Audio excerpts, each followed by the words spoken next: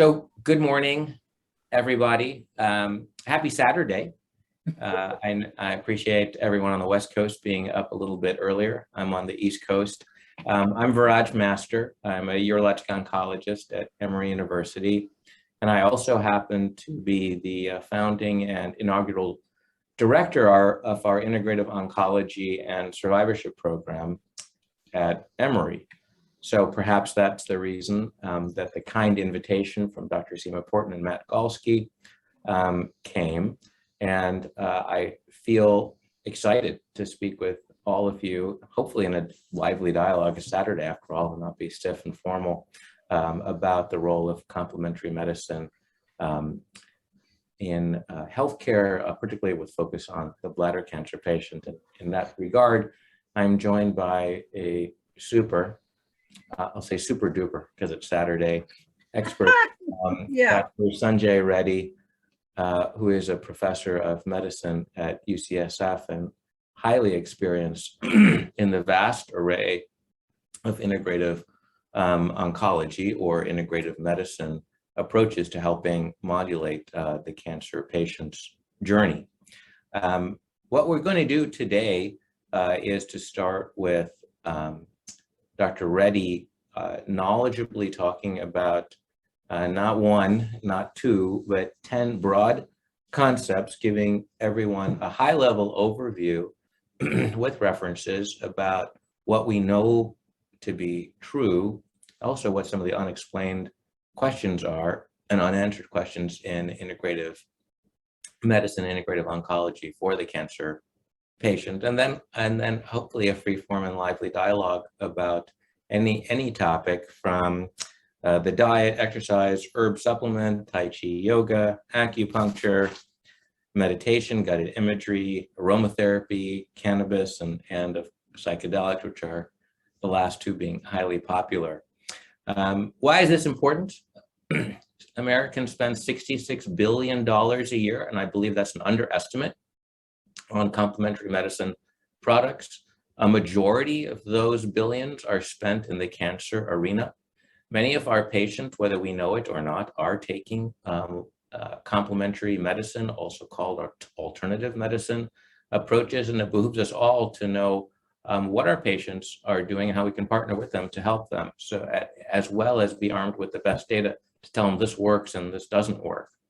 So with that, I'll turn it over to Dr. Reddy's video, which we'll play, and then we'll do our dialogue after that. Thanks and welcome, everybody.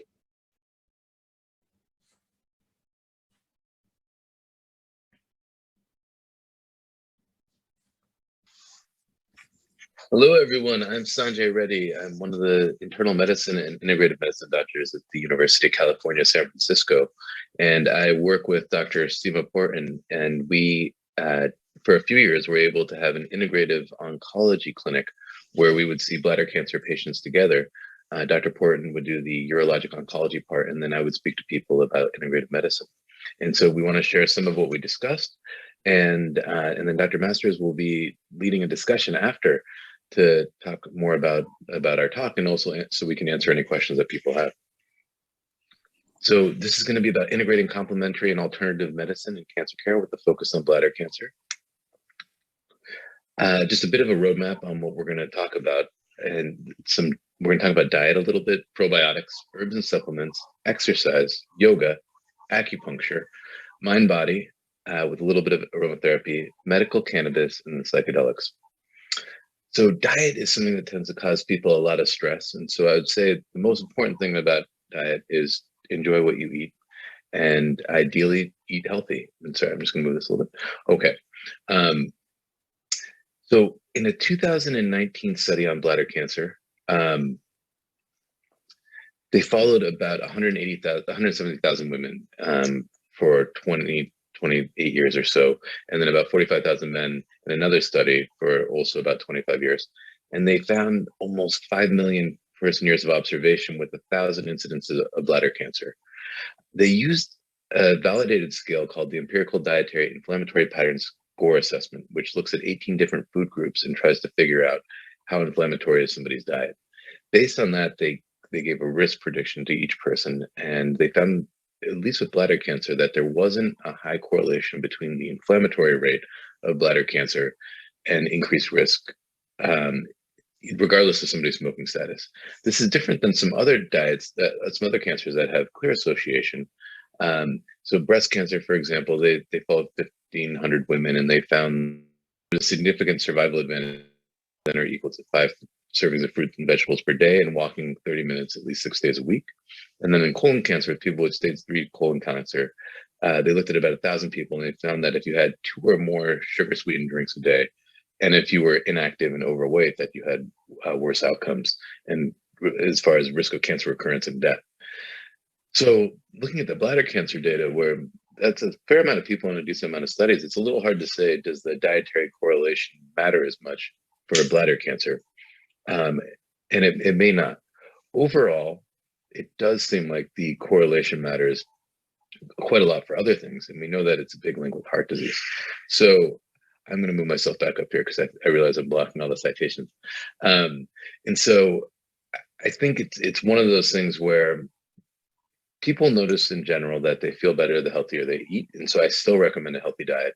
But that study on bladder cancer did come out after Dr. Porton and I finished our clinic, where I was recommending some of the general anti-inflammatory diet things. So here we have 2 lists that are part of that recommendation. So one was when to eat organic and when not to eat organic. So every year, the Environmental Working Group comes out with their Dirty Dozen and their Clean 15 list. And so on the facing the screen on the left, you'll see what's the Dirty Dozen list. And so these are the ones that tend to have the most pesticides in them. And typically, these are things where you're eating the skin. And then there's the Clean 15 list, which are things that are pretty safe to eat non-organic and don't have that many pesticides. And these tend to be things where you're not eating the skin, with some exceptions, as you'll notice. But it is important, I think, to point out that spinach, kale, both are fairly important to get organic if you want to avoid pesticides, which probably is healthier for us. Overall, it seems like they tend to get a lot of pesticides if you get them non-organic, and a lot of packaged salads for people who are trying to be healthy, they'll find has those in them. And so just something to keep in mind. It's nice that avocados don't, because those can be great. And so the list, if you're facing the screen on the right, all of those tend to be pretty safe to eat non-organic. And so it's kind of a question of whether or not it's worth the cost. And I'd say for the things on the Dirty Dozen list, it's absolutely, if you can do it, nice to avoid getting those extra chemicals in you that probably are not very healthy for us. So probiotics. So probiotics are big. And then behind me is this picture of something called Yakult, which is a Japanese probiotic drink that's pretty popular in Japan. And so in this Yakult, there's a proprietary blend, a proprietary probiotic called Lactobacillus casei shirota. And what they found with that one in a few studies was that it may reduce the risk of bladder cancer in associated standard of care. So they did a study where they were instilling epirubicin in people who had a TURP before, transurethral resection of bladder cancer. And they also found it as potentially preventative for a secondary recurrence of superficial bladder cancer. There was some studies between the 1980s and then 2010, and there hasn't been anything since then. And so it's hard for me to give a big recommendation based on the small numbers of these. And overall, our understanding of the microbiome is changing and progressing so quickly right now. I don't feel very comfortable making recommendations on probiotics. We're learning so much more about them. It does seem like Lactobacillus casei shirota is safe, and it may be beneficial in bladder cancer specifically, as might Lactobacillus rhamnosus GG. So if you like Yakult and you're drinking it, I'd say maybe continue it, but I don't know if there's enough information for me to recommend all of you to continue to go pick it up. Exercise is a big one, and maybe the most important thing that we can all do for ourselves. And it's also something that we tend to feel guilty about. And so it is definitely good for us. Every study on it pretty much shows that it's good for us. It also improves mood, energy levels. And the hard part is we tend to start off with unrealistic expectations and start off doing things that we dislike. So I would say find something you enjoy doing. Start small, even a minute in the beginning, maybe 2 minutes of something, just making it consistent, and then build from there. And then as the successes build over time, once you get past a certain threshold, people tend to feel a lot better when we exercise. in the beginning, it might be a little tough depending on where you're at physically at the time. But I would say of everything that we have, diet is important, but exercise may be the most important. So I'd say do it, start small, and be really kind to yourself whenever you're starting anything that's for self-improvement. Herbs and supplements are big, and they are a huge market in the United States. So there's something called the Dietary Supplement and Health Education Act of 1994. This classifies vitamins, minerals, botanicals, and amino acids as supplements, which is a little scary because that means they can be marketed without proof of safety or efficacy. Before they're pulled, there needs to be evidence that they're unsafe, which is the exact opposite of a medication, where we need to show that they're safe before they can be sold to anybody. They're not allowed to say they cure or treat anything, but they can make claims about function and structure, which means they can say saw palmetto will help promote a healthy urinary tract, but they can't say that it treats benign prostatic hyperplasia. So my big thing on herbs and supplements is they're not often regulated, or they're not regulated very well. They're often filled with junk.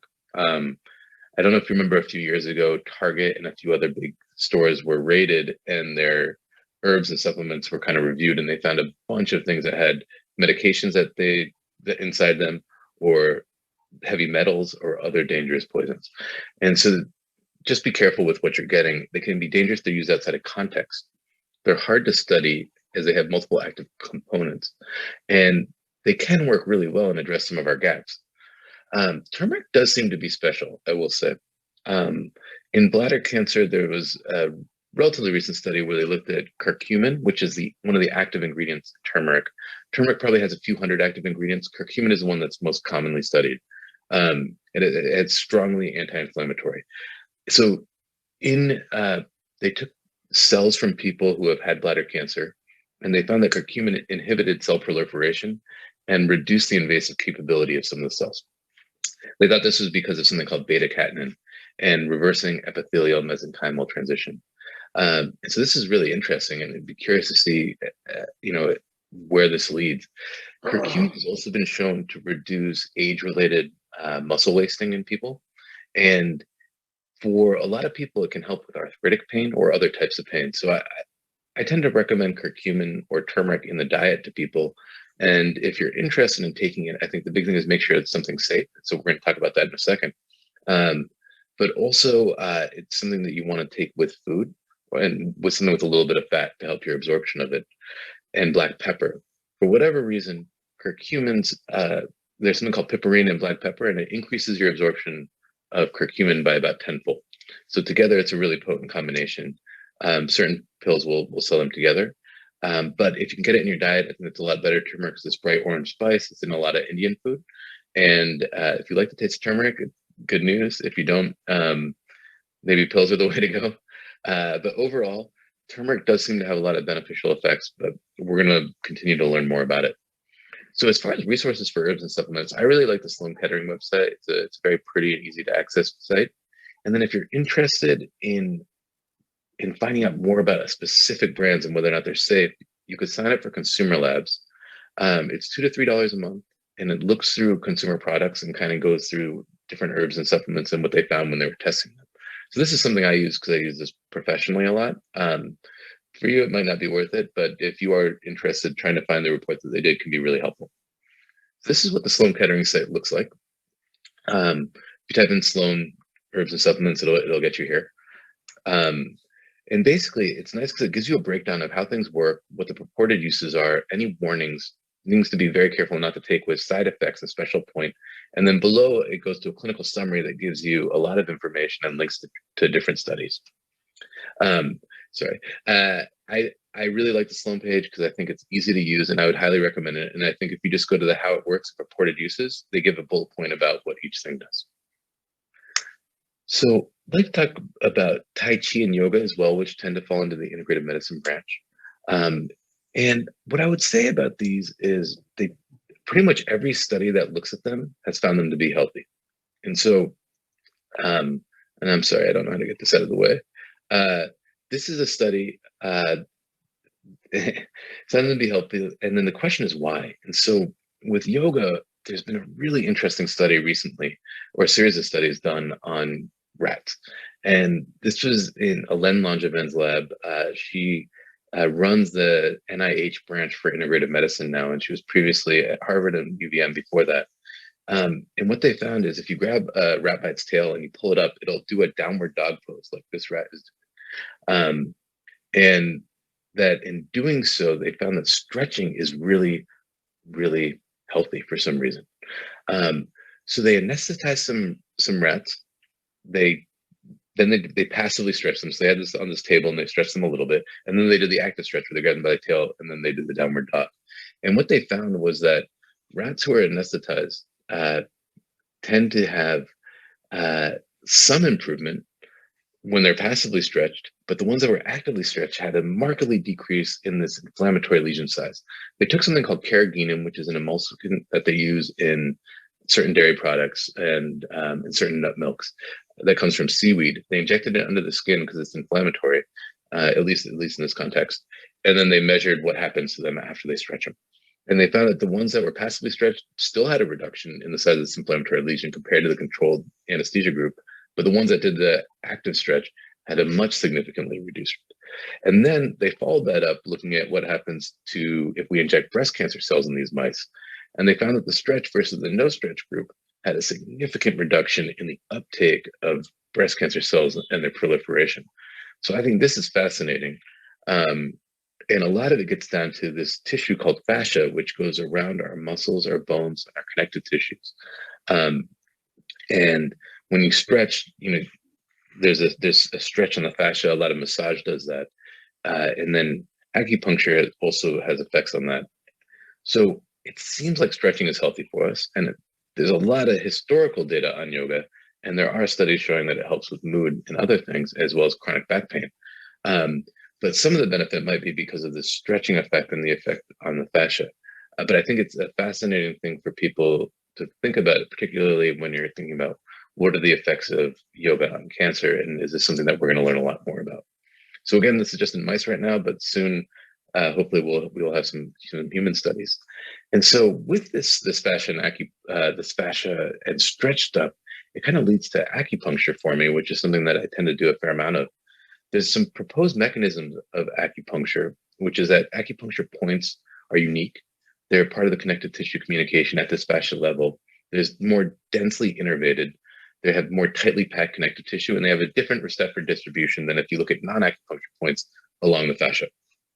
They've also found with acupuncture that if you give somebody a medication called Narcan, which blocks, or naloxone, which blocks the effects of opiates. So this is something that with the opiate epidemic, we're giving to people so that they can use it in the field pretty quickly to reverse the effects of opiate overdoses. So if you give this to somebody, it can block the pain relieving effects of acupuncture. So there seems to be some sort of central opiate effect as well. And then there are a lot of local inflammatory mediators that are released, or anti-inflammatory mediators. This is one of Alain's, Dr. Langevin's studies, the person who had the yoga rats earlier. And basically what she's found, and this has been a big part of her research, is that if you put a needle into the fascia, you end up getting a bunch of proteins that grab onto it. And then as you twist the needle, you're warping the fascia. And in doing so, you end up activating different mechanoreceptors, causing matrix deformation. And then this leads to a whole cascade of neurochemical signaling. And that this leads to the effects that we see with acupuncture. And it's fascinating, and her research is novel as far as its explanation, showing why we're seeing effects or why we see clinically some benefits. This is just another one of her studies where she took pictures via ultrasound of different tissue and what happens when you twist it, and then the proliferation of different cells. So why do I like acupuncture? I like acupuncture because it's non-pharmaceutical and it's inexpensive. In 2002, the WHO released a statement saying that because of the side effects of long-term drug therapy for pain and risk of dependence, acupuncture analgesia can be regarded as the method of choice for treating many chronic painful conditions. However, it's still hard to get. The reason being is it's hard to operationalize in the United States, but most of the studies that have been done looking at safety, and here's a good example of a German study where German physicians are able to do acupuncture with minimal training, about 140 hours of formal training, where I most of can't the pause study had yet. only 20% had more than 350 hours of training. They looked at about 100,000 people and over 700,000 treatments Well, done this by will be over. physicians, and they only had 6 major complications. Someone had an exacerbation of depression I don't that they think it'll be. related to I acupuncture. think it'll be less. Someone had an acute hypertensive crisis, which means their blood pressure went really high. Someone had a vasovagal reaction and lost consciousness. Somebody had an asthma attack that led to high blood pressure and chest pain. And then 2 people had pneumothoraces, which is where the lung comes away from the chest wall. And that can happen on certain acupuncture points if you go too deep. It's something that we clinically just pull up the skin to avoid, but these are the complications they had out of about 700,000 treatments. And this is probably less than you would see major complications from something simple like a blood draw. As far as the non-serious adverse events, they had about 3,000 people have needle pain. 3,000 people had a little bit of blood swelling or hematoma. Some people had bleeding, about 1,400. Some orthostatic problems, which means some lightheadedness or dizziness, was about 500 people. 250 people or so had forgotten needles, which is the never event for acupuncture. And then some other people had minor things like fatigue, headaches, and then some skin irritation. So overall, they had 7,000 non-serious events in the 100,000 patients they treated. So pretty safe overall. And I think this is reassuring for while we're building the evidence for acupuncture to try to figure out, is this safe to do and to pursue? There is a study in 2012 on acupuncture for chronic pain, and they reviewed a bunch of randomly controlled trials that were previously performed, and they found that acupuncture has significantly less pain than sham controls for back and neck pain, osteoarthritis, and chronic headache. And so their summary statement was acupuncture is effective for the treatment of chronic pain. Where does acupuncture come into cancer care? Well, a lot of times, a lot of people with cancer will have pain and also nausea. And so this is the point called pericardium 6. So if you take your own wrist crease and your 3-finger breaths and your 3 fingers and you put it at the wrist crease, right here at the bottom of your 3 fingers, in between your 2 tendons, if you push on it, you'll notice it's a little sore. This point is called pericardium 6. And there's been a lot of studies on pericardium 6. And it turns out that whatever way you use to stimulate this point, whether that's a needle, a TENS unit, or pressure, or one of those C-bands that you might have seen for motion sickness, all of these tend to work really well to prevent postoperative nausea and vomiting, PONV. So the Cochrane study reviewed 60 studies from 2015, and they found that they compared it to antiemetics for postoperative nausea and vomiting, and they found that it was as effective. And the nice thing about this, you have this with you everywhere you go. So if you're ever on like a whale watching tour, or you're on a boat of some kind, and you're starting to feel motion sick, I would recommend pushing on this pericardium 6 point. Usually we say 30 seconds at a time with firm clockwise pressure. You'll notice it starts to get a little sore, so that it will limit how often you do it, but it tends to be really nice. And so for both pain and nausea, acupuncture can be a good adjunct. We don't have any real data on acupuncture for cancer pain right now. There is one study that we just finished at UCSF on a randomly controlled trial, both at UCSF and San Francisco General Hospital, looking at people who are admitted with cancer pain and using acupuncture in addition to standard care. It's about 480 people. And that study, we just finished enrolling patients in this month. And so we should have data and information on in the next year. But we're all blinded to how the study is going, so I can't share anything with you as to how it's going. But I think that'll be one of the first, and it'll be really the first big inpatient randomized controlled trial on acupuncture. It'll also be one of the biggest trials on acupuncture for cancer-related pain specifically. And the PI for that is Dr. Maria Chow, and she's done some fantastic work with acupuncture before. So we're all looking forward to seeing what that data shows. So this brings us to meditation and mind-body interventions. So when most people think of meditation, they think of this. Just a blank slide. Because usually this is what we think meditation is just not thinking and sitting there. Before we get into that though, I would like to do a quick experiential, and you're going to talk more about what meditation is. This is also a form of mind body, and this is a breathing experiential, and it's called 4-7-8 breathing. The idea that we're all going to hold in our breath into our abdomen for 4 seconds, hold our breath for, breathe in for 4 seconds through our abdomen, hold our breath for 7, and breathe out through our mouth, like with a slight whooshing noise like this, for a count of 8. The ratio is important, but the time can vary from person to person, and we're going to do that for 4 breaths. And then we're just going to see how everybody feels. So take a note of how you're feeling now. And then in a few seconds, we're going to get started. So, and I'm going to use my fingers to count the time.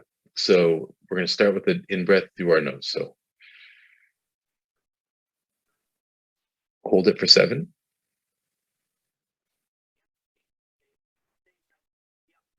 And breathe out.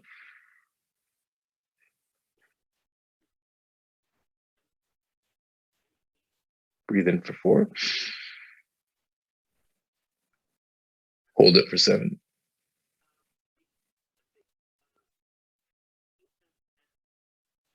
Breathe out.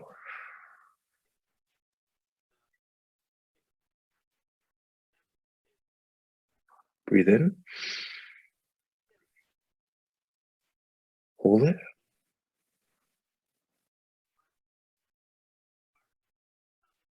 Breathe out.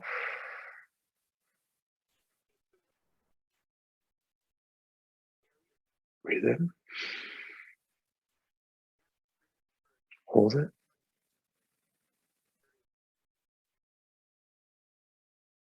Breathe out.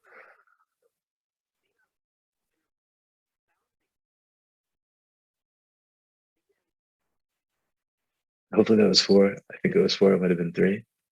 But just notice how you feel. What I like about 4-7-8 breathing is you can do this anytime, anywhere. Let's say someone just decides to start yelling at you.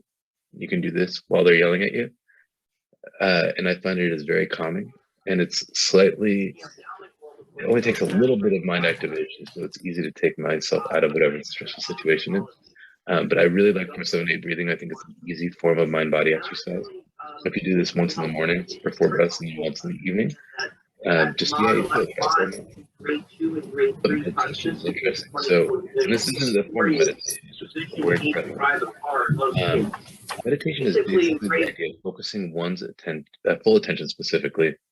Often starts with the breath and returning to the breath, and it's the training of the mind. So we often call this mindfulness. The character that mindfulness comes from can be also translated as heartfulness. And the idea is that the wandering of the mind is okay. It's bringing it back. The mind is going to wander. That's what the mind does. And it's the bringing it back that's the training. And so a lot of us will get frustrated with ourselves when we start meditation because our mind is going off and we're like, our mind keeps going off. Oh, I have a terrible mind. But instead of getting mad at ourselves, one of the most useful meditation practice tips that I was given was that instead of getting mad at the mind wandering, be grateful for the wisdom to recognize it's wandering and then being able to bring it back. And that completely has shifted meditation for me. So that's something I'd recommend. It's to be kind to ourselves with everything we're doing. And meditation tends to be one of the ones that we beat ourselves up about with diet and exercise, and with all of them, just the kinder we are, the better they tend to go. And meditation has a lot of benefits. There seems to be modulation of autonomic nervous system, different from relaxation alone. It enhances the immune system, reduces inflammatory cytokines, and increased antibody production in some vaccine studies. There's some brain changes with increased thickness and left frontal cortex activity. And there's endocrine and hormone changes. So there's reduced cortisol and increased melatonin. These brain changes are really remarkable. And when they look at experienced meditators, it was amazing, the MRI studies, and we're learning a lot more about that too. Mindfulness-based stress reduction, or MBSR, is a structured 8-week program that's 28 hours or so total. So it's the time commitment. It's about 3 hours a week with a half-day retreat in there. It's secular. It's based on Buddhist traditions, but it's taught in a non-denominational sort of pattern. This idea of deliberate, sustained, non-judgmental attention. So, and all the studies on it have shown enhanced self-awareness, a change in maladaptive thinking. So often things we may find them unpleasant, but we often make them worse with the way we think about it. And so this is to help shift some of that and to increase the capacity for a skillful response rather than an immediate response, and reduce suffering overall. MBSR studies, there's over 200 and counting, and they found it's particularly effective for anxiety, depression, stress, pain, and what they describe, what's grouped together as cancer-related symptoms. So that's mood disturbances, anxiety, stress, and quality of life. And so MBSR, I think, is fantastic, and I highly recommend it. Trying to find a place nearby you is the if you look up MBSR studies by me, a lot of hospitals often have it. At UCSF, our Osher Center has different offerings, and it's usually offered a few times a year. So who is right for it?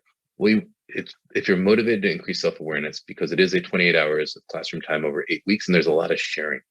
And so there's a direct exploration of things that we find unpleasant. So being able to sit with that and being comfortable with that's important. If anybody has untreated psychosis, mania, or heavy substance use, it is contraindicated for that, because it can tend to lead, in general, it's not necessarily the best idea to go into a meditation class with that. Now, if that's too much of a time commitment, I love guided imagery too. So it's guided imagery. It's a weird name because whenever everybody hears guided imagery, they think it's a video of some kind, and it's not. It's basically like hypnosis. It's a form of self-hypnosis, and it's a description. So usually it's an audio recording, or you're working with somebody in person, and they're describing a beautiful scene. So it's like, imagine yourselves in a wood, and then they're designed to evoke comfort and relaxation. So it can be done alone or with a practitioner. It's better with a practitioner, but it's also more resource intensive. Dr. Martin Rossman is a world expert. Many of you may have seen his things on PBS or read some of his books. And on his website, The Healing Mind, the link is here. There is free resources to explore, and I highly recommend his recordings. There's also free guided imagery that's hosted through UCSF at the Osher Center. And if you link on these, they're different than Dr. Rossman's, which do not have music. And these are by Belruth Naparstek, who's also a world expert and fantastic. And these do have music. And they're just different ones. So I think trying to find which one you like, I think they're both fantastic and they work for different things. And usually they're associated with a specific symptom.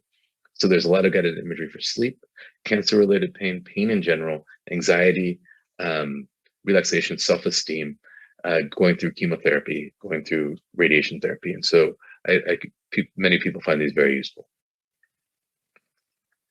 So one of the things that's fascinating is there was a study that looked at wound healing and guided imagery.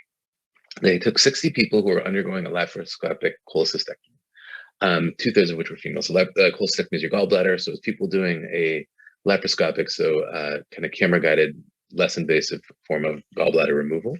And they were randomized to either getting a 45-minute psychologist talk with guided imagery CDs for 3 days before or after, or not. And so what they found was that they removed these things called PTFE tubes, which are tubes related to the surgery, at 7 days, and looked at something called hydroxyprolinias on them, which is a measure of collagen deposition and wound healing, as well as looked at stress. And what they found, so the control group over here versus the intervention group, the intervention group was the one that got the guided imagery CDs. They found the change in perceived stress score. So the guided imagery group had less stress. And then again, with the control group versus the intervention group on the hydroxyproline measurements, they found that there were higher amounts of hydroxyproline deposition in the intervention group, which is fascinating. So this question of, with guided imagery or with mind-body techniques in general, can we improve wound healing? And so this is something that I think is really interesting to consider and that we will continue to learn more about. I want to talk about aromatherapy because it's so easy and it can work really well for people. Some people hate aromatherapy. They just absolutely hate it. So aromatherapy utilizes essential oils for olfactory effects. So they tend to be very strongly smelling and potent. Essential oils are volatile liquids and they're extracted from plant parts. We use them in our pediatric hospital all the time for largely for pain and nausea and cancer-related symptoms. They have surprisingly potent and immediate effects. Probably the hardest thing with aromatherapy is the name. It's kind of hard to take it seriously for a lot of people. But it can be so effective and it can be so easy. So there was this one study they did in the hospitals that I think is fascinating, where they looked at over 10,000 patients, 18 years and older, at the Allina Health System in the Midwest, where they looked at pain, anxiety, and nausea measured before and after essential oils were given. They looked at 10 hospitals over 2 years, not the emergency department and not obstetrics or outpatient clinics. And this was a nursing delivered intervention where they gave them the essential oils and they collected the data. About 80% of them received inhaled. So that can either be on a cotton swab or on in the hospital. A lot of times we'll use one of those 2x2 things. 20% topical, so some put on their skin, and about 3% combined. They didn't notice any side effects or major complications from the essential oils. They used lavender, ginger, sweet marjoram, and mandarin. And in this study, what they found, and this is where it's fascinating. So mostly lavender was used, and for good reason. So this top table is the frequency they use different ones, and then the table 4 is just fascinating to me. So if you look at the effect size for pain, anxiety, and nausea for ginger, for example, and this is on a 10-point scale. So in pain, they reduce the pain of these people just by an inhaled thing with lavender, ginger, and sweet marjoram by 2.5 to 3.3, and the combination even higher. Anxiety similar on a 10-point scale, almost 3, and then nausea between around a 2 for a lot of these. And that is an immediate, easy, inexpensive intervention, and that it worked so well is fascinating. There's been another study looking at patients who underwent cardiothoracic surgery, and they did a nursing-driven intervention using peppermint oil for nausea. And of the 36 patients, it was a small study. They found that all but one, I think, had their resolution of their nausea within 2 treatments of just smelling the aromatherapy with peppermint. Peppermint tends to be the most common one you'll find in hospitals, and so a lot of people who have smelled a lot of peppermint when they're nauseous or getting chemotherapy will have a negative association. So that's one thing to be aware of with aromatherapy, is that you don't necessarily want to use the same thing all the time. But if I had one to recommend to you, I would in general say lavender tends to be great for relaxation, sleep, and pain. It's usually about $10 for a small vial, but it should last a long time. And I would recommend inhaled versus putting anything topically. And most essential oils are somewhat toxic, so I wouldn't recommend ingesting them. They're so concentrated, they'll just destroy your GI system, your mouth, and everything. And some, like tea tree oil, are really toxic. So please don't drink anything or put anything inside you. But just smelling them can be fantastic. And then I'd like to segue from aromatherapy into cannabis. So cannabis is a huge business now. It's a multi-billion-dollar industry in the United States since its legalization in many states. It's been used by humans for a long time. So cannabis is Cannabis sativa, Cannabis indica, and Cannabis ruderalis. There's over 1,000 known strains. Until this past year, we've had a restricted ability to study it in the United States with humans. And still there's a lot of difficulties doing it. So most of the data we have is not controlled trials. And so we're all looking forward to when that will change.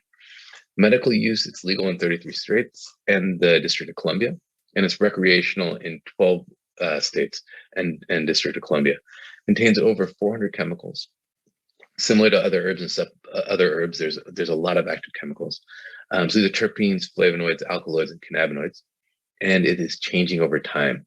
So patients who have used cannabis for pain or for other things have told me to tell other people that it's a lot stronger than it was in the 60s. And there is data to back that up, even from the 90s. So the concentration of THC went from 4% in the strains tested in the 90s to 12% in 2012. I suspect it's even higher now. So there are 2 different cannabinoid receptors that are main cannabinoid receptors. There's many more, but these are the 2 main ones that we talk about, CB1 and CB2. So CB1 is the light blue, and then CB2 is the more purplish blue.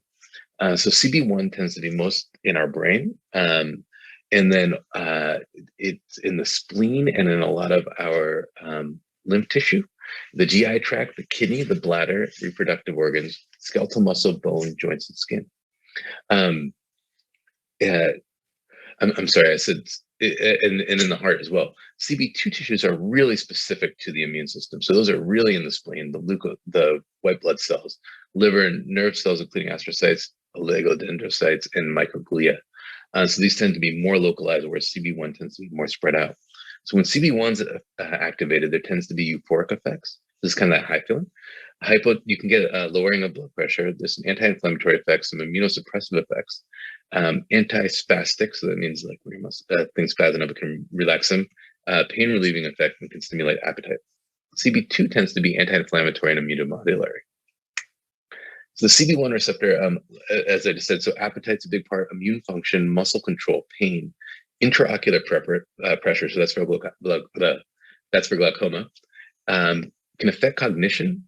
It's an antiemetic, can affect neuroexcitability, the reward sensation, and thermoregulation, so the way we regulate our temperature.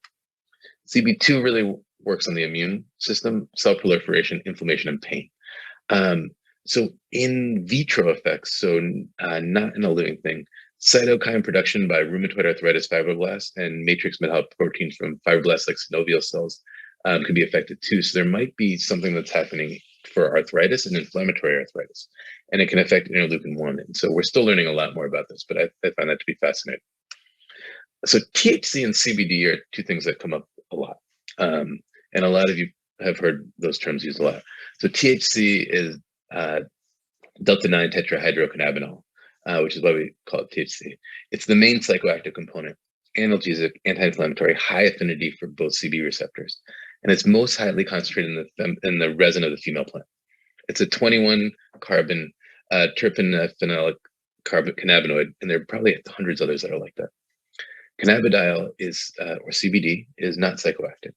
It has a low affinity for CB1, it's a little bit antagonistic, and CB2 and CB2 receptors, where it has this thing called negative allosteric modulation.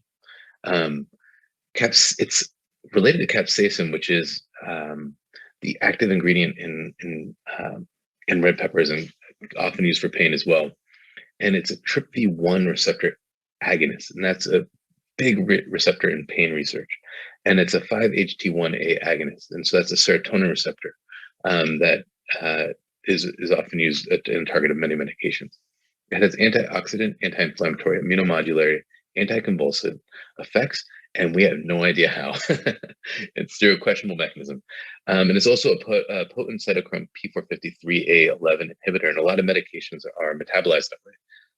Tends to not be an issue clinically so far, but it will be interesting to see if that has bigger effect, particularly with things where the dose is really important, like chemotherapy. So if you are using anything, I would say just make sure you're sharing with your doctors. So there are some adverse effects of THC. So psychomotor effects, which mean people can get physically agitated, psychiatric effects, or like psychically agitated. It doesn't depress respiration because there's no CB1 in the midbrain. So you can't die from taking too much usually. Chronic use can lead to depression and anxiety. It's probably dangerous for the developing brain. There may be an increase associated with increased risk for testicular cancer. It can lead to gynecomastia.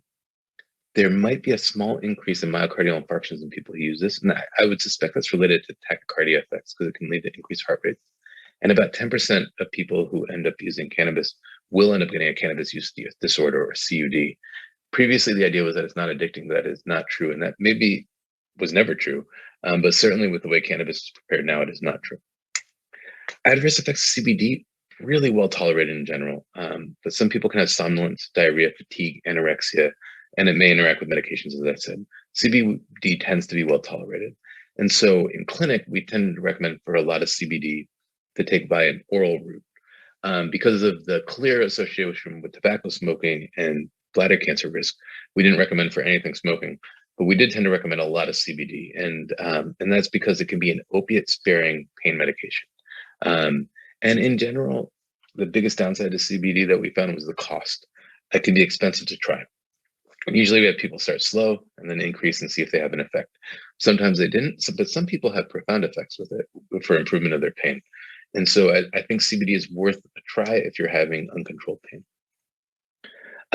The other benefits, in addition to the analgesic, anti-inflammatory, anti-nausea, and anxiolytic, so it can be relaxing, and the anti-epileptic effects.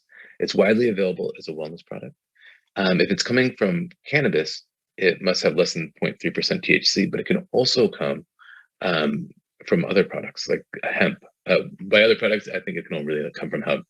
Hemp refers to cannabis sativa strain with less than 1% THC. Hemp oil, though, does not equal CBD oil. So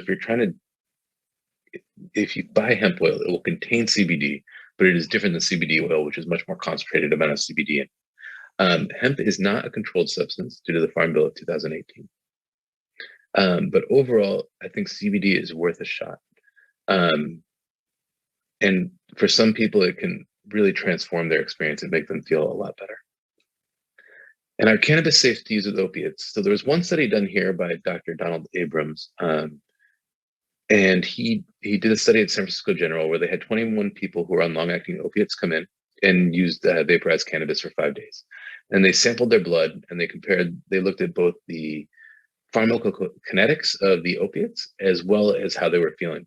And what they found was that pain was decreased by about 30% in these patients. There was no change in the way opiates were metabolized. And they thought that it was a safe and effective thing to add to opiate medications for pain control. What we did in clinic a lot was to try to reduce opiate use by using cannabis as an adjunct medication, particularly CBD, and we had some efficacy with that. And so I think, again, CBD I think is pretty safe overall so far from what we know, and is worth a try to help improve pain, particularly sleep and nausea. Also anxiety, but in general with anxiety, a lot of times I think with anxiety specifically, it's nice to also do some therapy with it or other things that can help. So cannabis summary. So it's promising, for oncologic diseases, science and evidence expanding rapidly. As with all herbs, concerns about adulteration and content. CBD is worth trying for pain management, for sure, but the cost can be prohibitive. And then from cannabis to psychedelics, the reason we're talking about both of these is they're so popular right now in research and so popular in healthcare right now. And there's a reason for it. So psychedelics were really popular for a while. And this is just a timeline of what's happened with psychedelics. So there's many graves that were found that were, from thousands and thousands of years ago where there were some psychedelic components found with people. And it was tend to be used in indigenous tribes in ceremonial fashion. In 1938, Albert Hofmann synthesized LSD, and then he discovered the psychoactive properties 5 years later.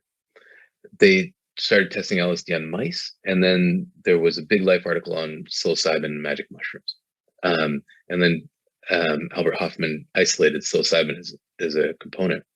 In 1970, there was controlled substance tax, and that really stopped a lot of this research.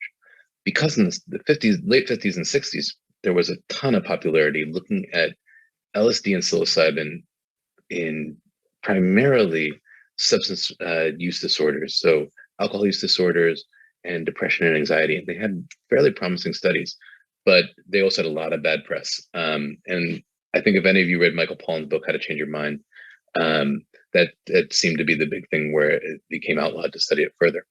And so there was a paucity of research in it. And then in 2006, John Hopkins came out with this paper, which looked at, and then the paper title was Psilocybin Occasional Mystic Type Experiences Having Substantial and Sustained Personal Meaning and Spiritual Significance. And the study was kind of remarkable. It came out at the end of, when I finished residency at the beginning of my attending life. And it was they found of the people that they did, and it was about 30 healthy volunteers, that they considered it to be psilocybin, which is the active ingredient in mushroom and psychedelic mushrooms, to be one of the most meaningful experiences they had in their life. One of the top 5 spiritual experiences of their life, increased current personal well-being and satisfaction, and positive behavior change in the vast majority of people.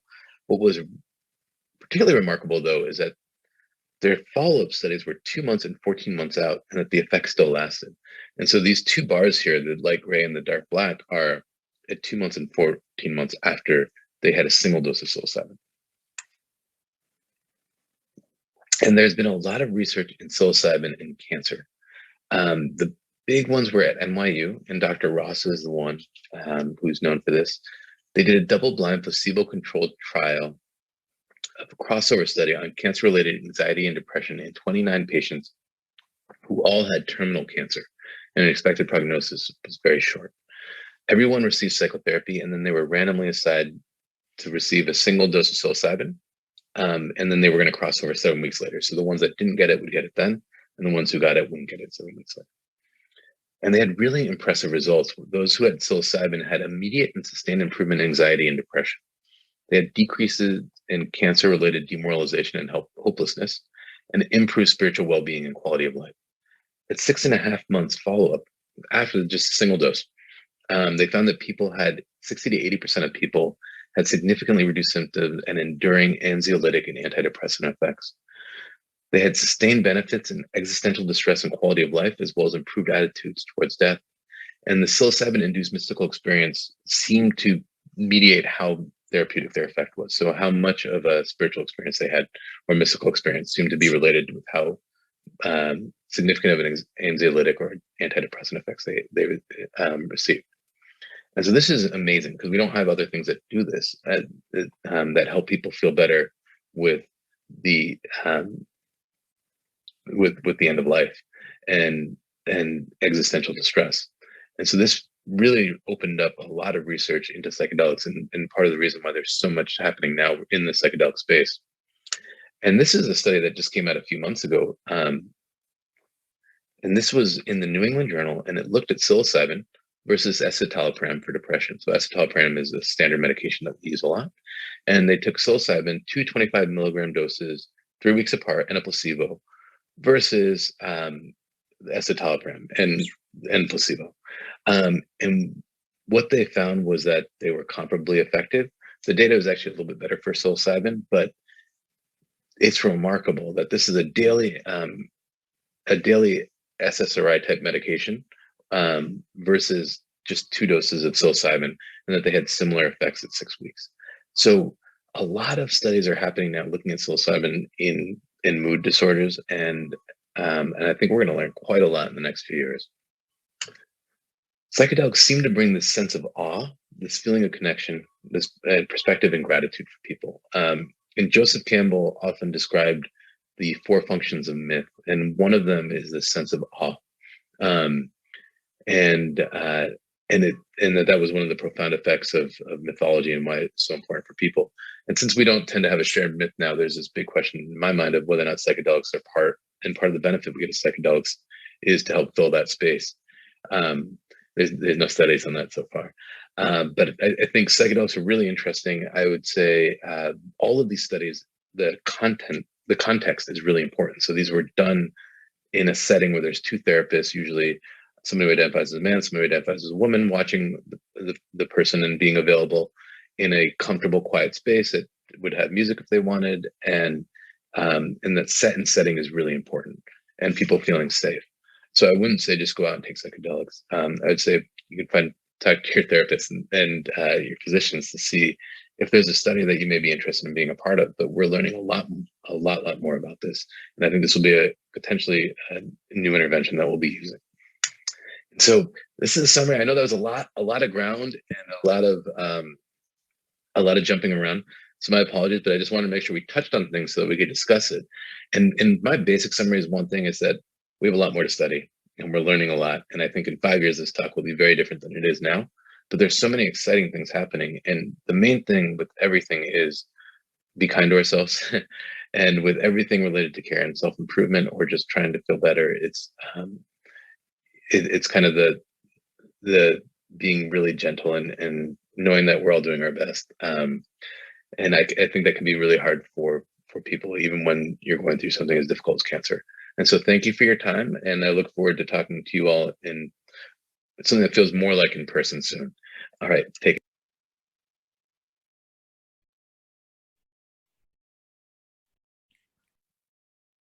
Thank you so much. That was just such a great talk, Sanjay. As I was telling you, I've and the others on the call, I've listened to this talk a few times now, and each time I learn a lot. For the folks that are online, I thought sometimes when you hear so much great data summarized so well, maybe a few points for distillation. So these are some of my points that I'd love to hear what other people's thoughts are, and also Dr. Reddy's. So I wrote this down for diet, get the organic spinach and kale. For probiotics, not quite sure what to do, perhaps consider prebiotics. Exercise, tell our patients and ourselves probably, even starting for a minute at a time is rational. And the more you can do, the better off things are for cancer recurrence. For herbs and supplements, this is hard. I really do like Dr. Reddy commenting on the Memorial Sloan Kettering website. I happen to know the folks who do that website, and it is highly data rich, data supported, and updated regularly. turmeric happens to be special. I already had my turmeric this morning.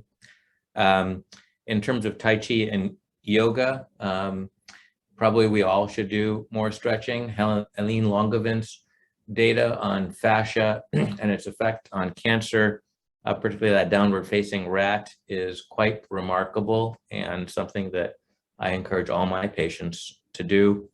Acupuncture, we were discussing this before everyone else joined online. PC6, pericardium 6, which is that 3-finger breaths below your wrist crease in between the two flexor tendons, is something that can be done in the inpatient and outpatient setting, or even if you're taking a tough boat or road trip and feel nausea. The Cochrane Collaborative Review really indicates that it's equivalent to medical therapy, including expensive medical therapy like Zofran. Meditation, MBSR, and guided imagery, the data is so overwhelming with so many great effects at every single body system measured. So all of our patients, and probably all of us, could incorporate a meditation practice. This is secular, not necessarily having to be associated with religious practice. Aromatherapy inhaled, don't take it orally. Finally, topics 9 and 10, cannabis and psychedelics, so much research going on, so much active research going on, including amazing centers funded at UCSF and NYU, amongst others. Our patients with bladder cancer should not be smoking. They shouldn't be smoking, so they're going to do CBD, the oral route. And for the psychedelics, psilocybin in cancer is so quite remarkable, but finding the right therapist as well as a clinical trial is something that really should be encouraged. So those were my my takeaways on those 10 just outstanding topics. I'd love to hear what others say.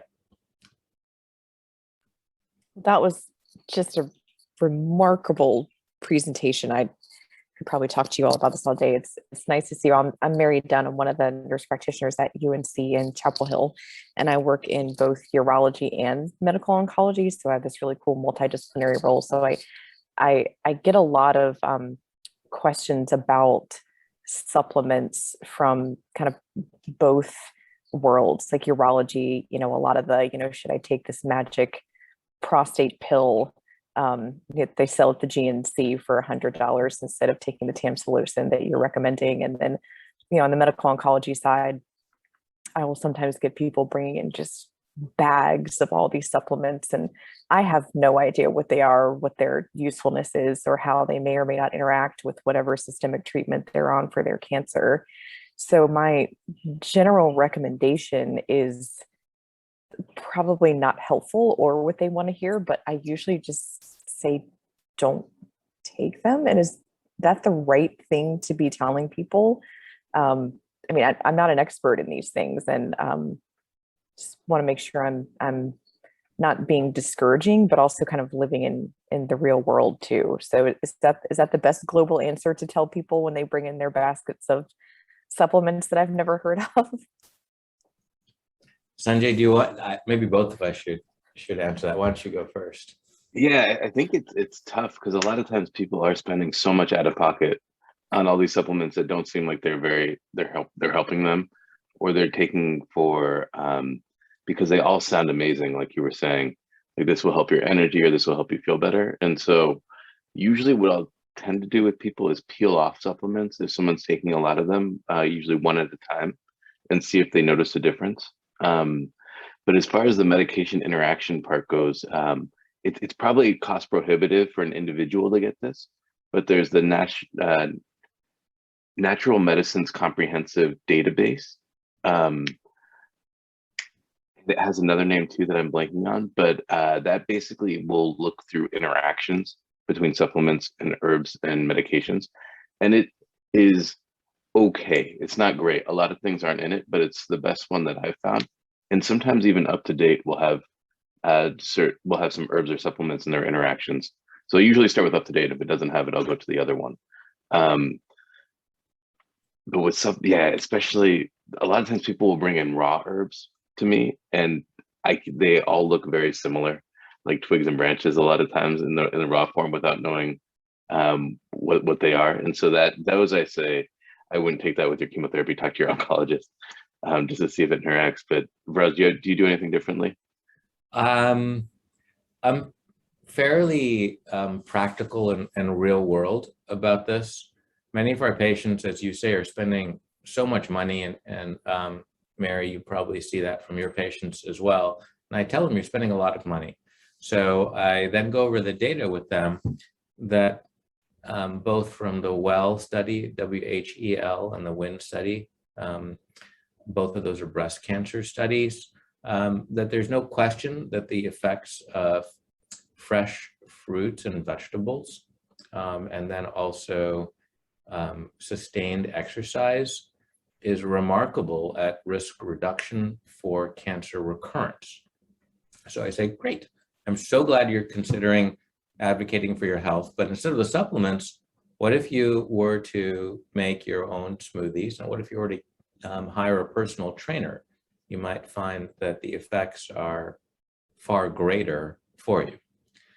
In terms of supplements, specifically when they talk to me about individual supplements, I remind them that supplements are a highly, as Dr. Reddy was commenting on, an underregulated industry, and there's the language that supplement manufacturers use often skirts the line quite significantly between being good for the treatment of their cancer, and I'm not sure that's true. So I don't advocate supplements for patients.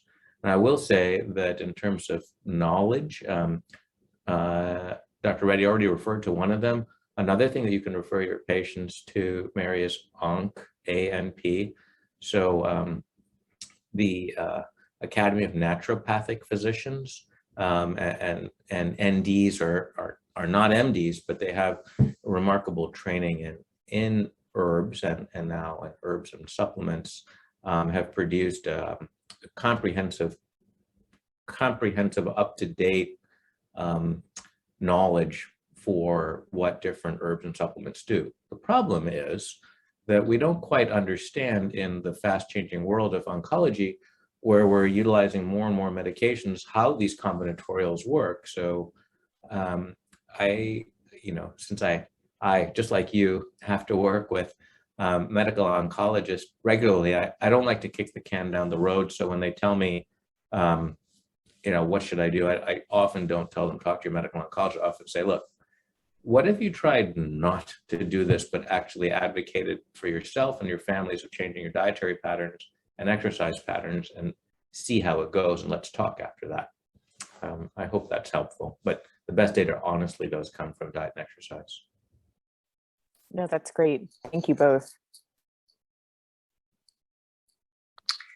Dr. Reddy, that was a fabulous presentation. As somebody who is, I'm in my first year of assistant professor in urology, and I'm a big believer in integrating complementary medicine with our westernized medicine and surgery. But at the same time, not wanting to risk sounding too extreme or too rebellious or radicalized by my peers in urologic oncology.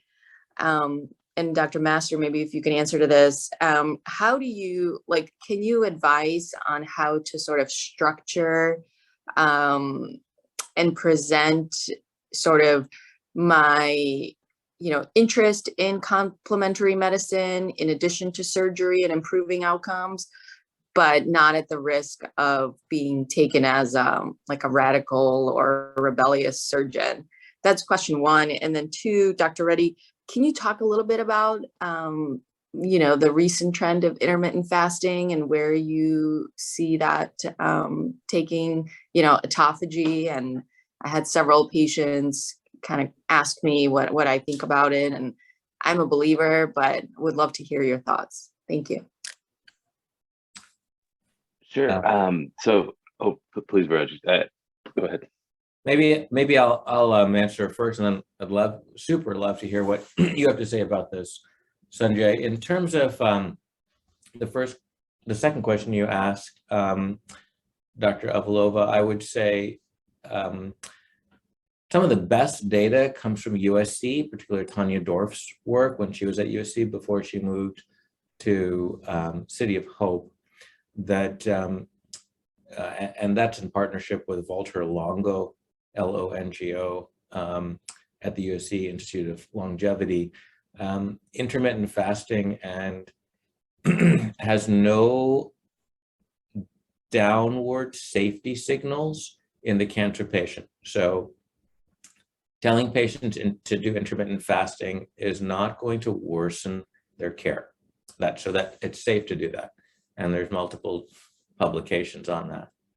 Secondly, the fasting mimicking diet that's popularized again by Dr. Dorf and Dr. Longo is not only safe, but effective at potentially increasing the efficacy of systemic therapy.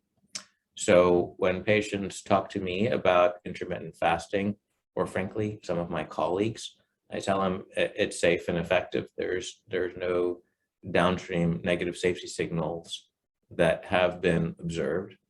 This is in contradistinction to many of my medical oncology colleagues who will tell patients, eat whatever you can, doesn't matter. I strongly do not at all believe that. I think it really does matter what you eat. I practice urologic oncology in the South, where eating meat 3 times a day and lots of charred meat is kind of endemic, and I spend a lot of time doing nutrition. And that gets me to, I guess, your first question. As a young urologic oncologist, how do you not look like someone who's gone rogue? I would say that you can have a soft entry into this one. You don't necessarily have to tell your pre-cystectomy patients to do intermittent fasting. And by soft entry, at this very meeting, I think in a concurrent session, I think there's some ERAS things being discussed, and Jill Hamilton-Reeves has done a really elegant work with Jeff Holzerbeline on the immune shake, if you will. And that's complementary medicine, right? Taking a product that's commercially available that may modulate your immune system via a nutritional energy source to improve not only post-op complications, but also immune profiles is perfectly legitimate to do. So that's kind of a soft entry into telling people, your colleagues and others, that complementary approaches may be important just as much as thinking about, whether to do a cystectomy with a single port or a multi-port robot.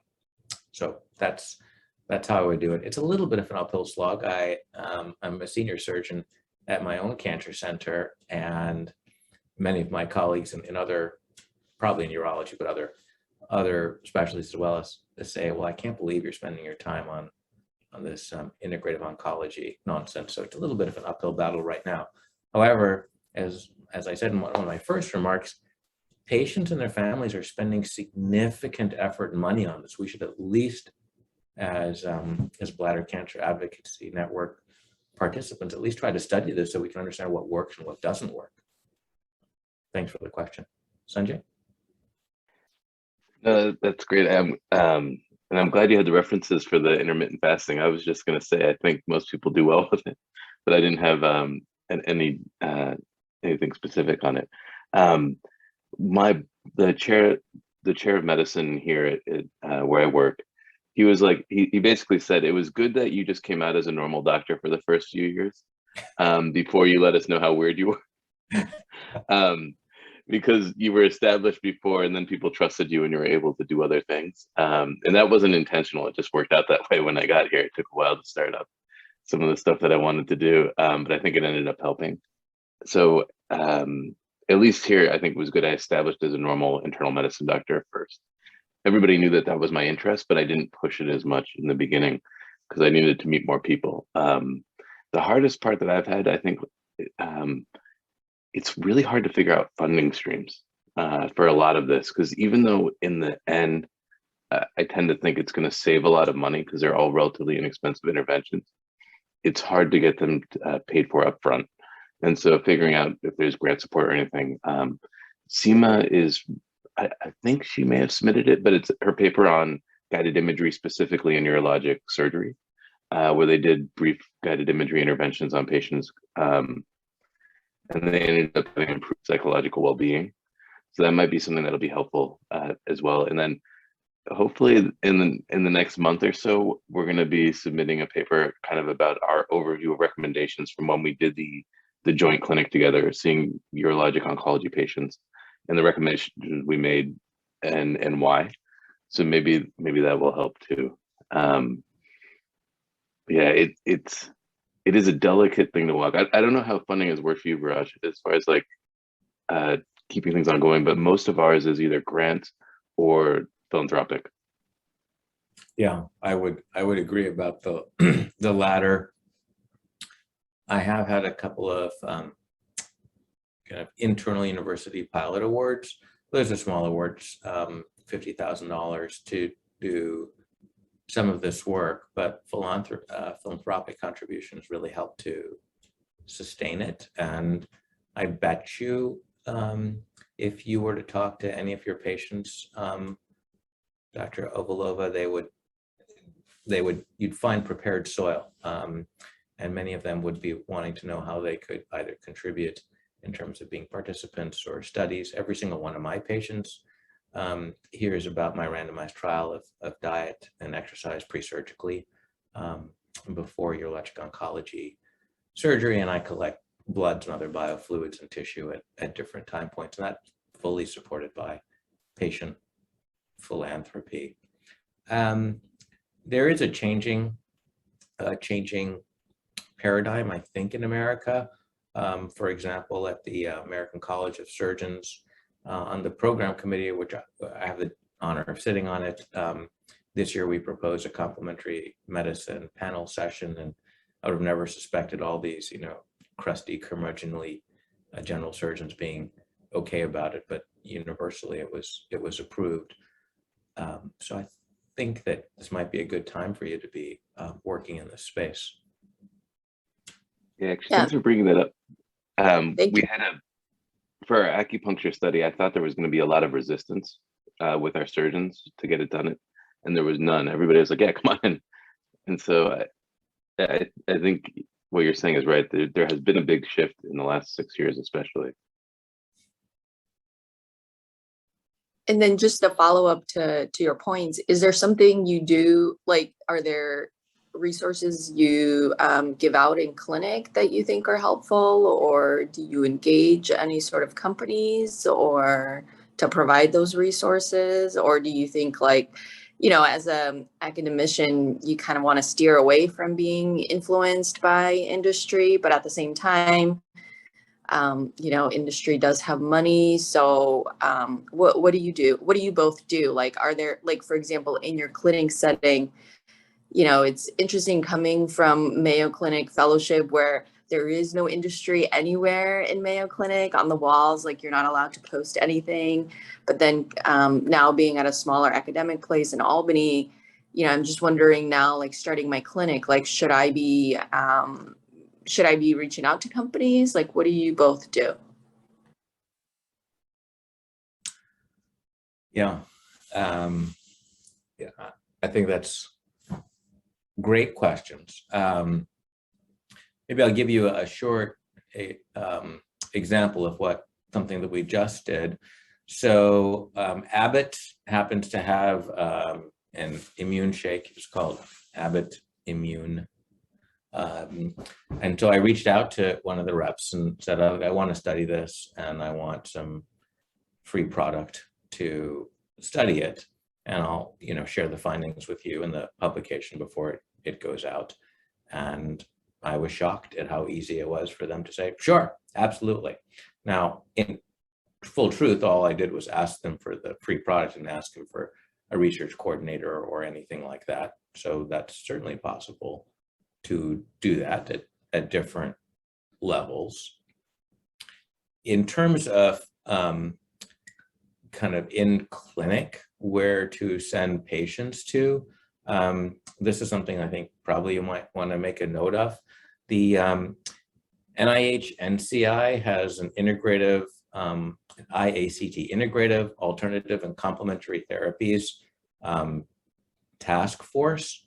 I happen to be on that task force, and it's, you know, we produce content that's completely data supported, written by MDs and PhDs about kind of the latest on a lot of these different therapies. Some of the content is probably more historical, like Laetrile, for example, but there's lots of current content, and we meet every quarter where all the new papers in acupuncture or mushrooms are all discussed, and we go through those. So that's something you tell patients to read. I tell them that. I say, if you have interests in a topic, look at the NIH PDQ, complementary therapies web pages, and you'll get the source of truth over there. Sanjay, what do you do about that? Usually if somebody has specific questions about a supplement or a type of supplement, sometimes I'll print out the consumer lab report of the different brands if they're trying to find something or an herb. As far as the data and evidence, I usually have been mostly using the Sloan site and then my input on any recent trials that have come out. But this is a great resource. I don't think I've used it. That it seems like something I've underutilized. So thanks for bringing it up. As far as I do recommend MBSR a lot, the mindfulness-based stress reduction classes. The challenges with those is they're usually around $500. And so depending on your patient's means, it can be a challenge to get people access. Guided imagery I like because it's free and we're able to point people towards free resources. And then we do tend to have a lot of in-house made kind of references for diet and exercise.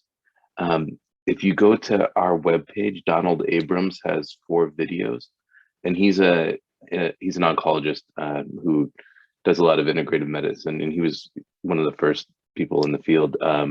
He's in a lot of HIV work and cannabis work. And right now he mostly is doing cannabis work, but he has 4 videos that kind of go through his recommendations for diet and cannabis, and I can't remember what the other 2 are on, but he goes through a lot of the things, and people tend to enjoy his videos too. And those are free on the UCSF OSHA website. And Donald's actually also on this IACT panel, highly participatory and extremely knowledgeable. So I agree. There's more resources. Probably one of the best things you can tell your patients is just kind of steer them to some of these resources like the Sloan website or the IACT one that I mentioned. Like at least have people who don't have conflicts, just being able to discuss for patients what's workable or what works and what doesn't. I'm highly skeptical, I should just say, having participated in some of the investigations into PC-SPES, an old compound that maybe you heard about during training. It's probably 20 years old, a prostate cancer compound that of course ended up containing, androgen deprivation therapy that was a natural compound. So Eric Small at UCSF actually kind of cracked the code on that one. So I'm not a fan of supplements in general. Yeah, I'm similar to you. I think I tend to be a minimalist for the most part. I would say that there's only a few supplements that I'd recommend regularly, and a lot of those were in people with migraines, where there's some evidence for magnesium, B2, and maybe CoQ10. But otherwise, I really don't use that many supplements or herbs. The ones that I tend to recommend are 5-HTP and SAMe, which are both for mood, and they're serotonin precursors. So you have a pretty clear pathway on how they work, and they And those are probably the two I recommend the most. Yeah.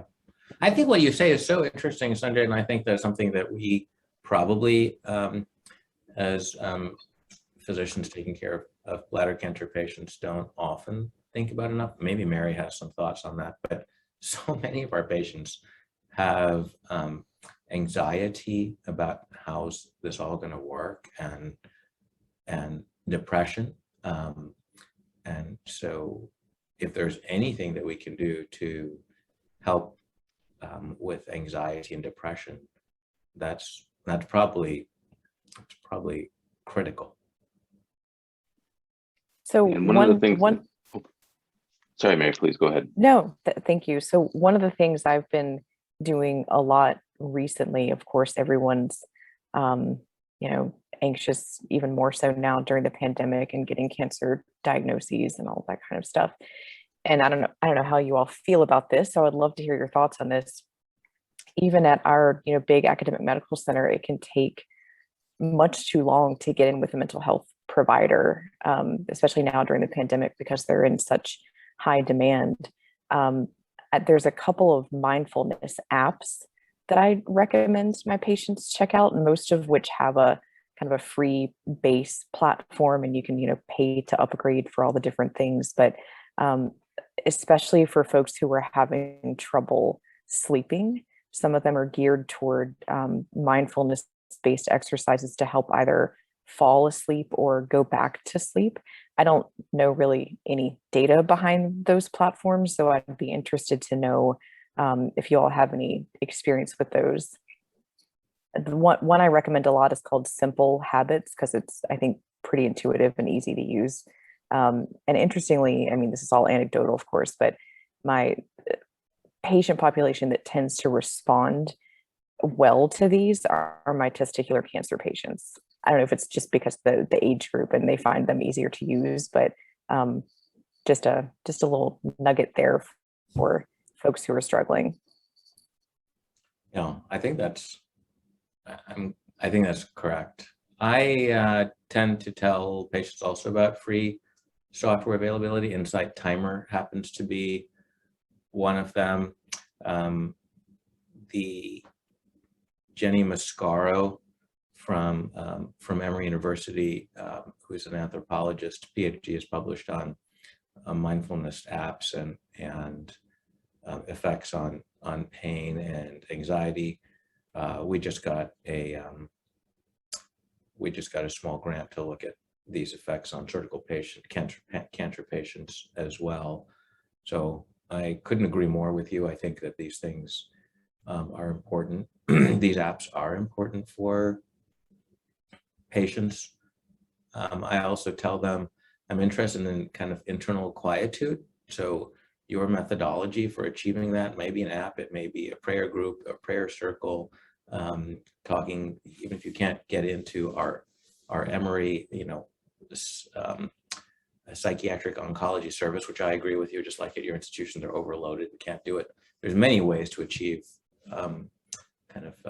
mental quietude for psychic distress, anxiety. And so I tell them, do it, and you'll find something that works for you. Just start somewhere. And I kind of bring the elephant into the room and say, look, it's really worrisome for you that you have stage 3 bladder cancer, and there's fears that you and your family have. So let's talk about it.